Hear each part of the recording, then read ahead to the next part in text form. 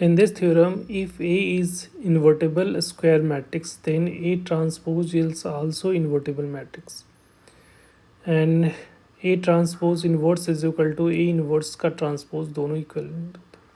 तो ये तो क्लियर है कि अगर इन्वर्टिबल मैट्रिक्स के लिए कंडीशन क्या होता है कि अगर किसी मैट्रिक्स का determinant not equal to zero तो इन्वर्टिबल मैट्रिक्स होता है। ठीक है, तो ये जो है A not equal to zero है, तो ऑफ कोर्स ए ट्रांसपोज जो होगा उसका भी डिटर्मिनेंट की value not equal to zero होगी, क्योंकि हम लोग को पता है कि ए का determinant equal to A transpose का डिटर्मिनेंट दोनों इक्वल होते हैं, राइट।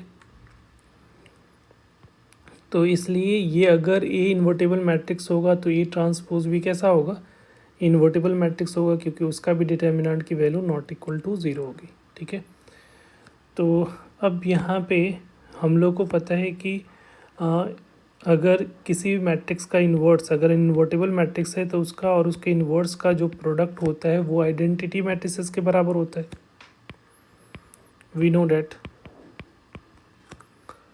तो यहाँ पे A into A inverse is equal to identity matrix, या लिख लो ए इन्वर्स इंटू ए, वो भी आइडेंटिटी मैट्रिसेस होगा। ठीक है, अब यहाँ पे हम लोग क्या करें, टेकिंग ट्रांसपोज, तो दोनों साइड ट्रांसपोज ले लेते हैं, तो ए इन्वर्स का ट्रांसपोज तीनों पे ले लो, आइडेंटिटी मैट्रिसेस का transpose equal to A inverse A का ट्रांसपोज।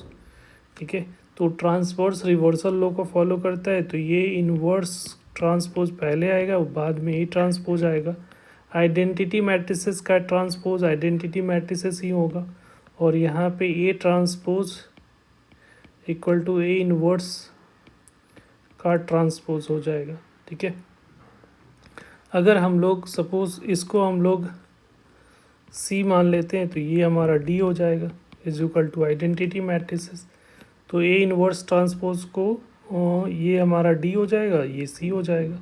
तो अगर किसी भी मैट्रिसेस को, दो मैट्रिसेस का प्रोडक्ट अगर आइडेंटिटी मैट्रिसेस हो रहा है तो दोनों एक दूसरे का क्या कहलाएगा, इन्वर्स कहलाएगा।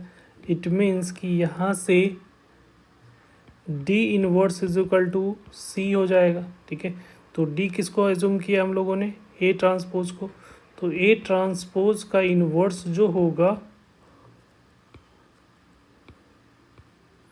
क्या हो जाएगा,